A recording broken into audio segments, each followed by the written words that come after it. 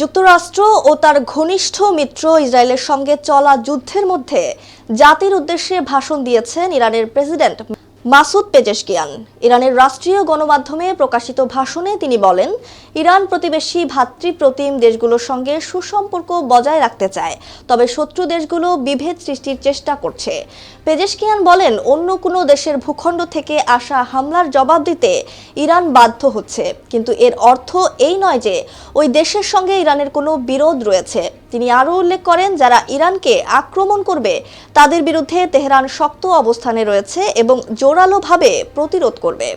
President জনগণকে ঐক্যবদ্ধ থাকার আহ্বান জানান এবং বলেন, ইরানের মাটি ও পানি রক্ষায় সবার এগিয়ে আসা উচিত। জনগণের স্বতঃস্ফূর্ত অংশগ্রহণের মাধ্যমে ইরান শত্রুকে তার 1 ইঞ্চি জমিও দখল করতে দেবে না।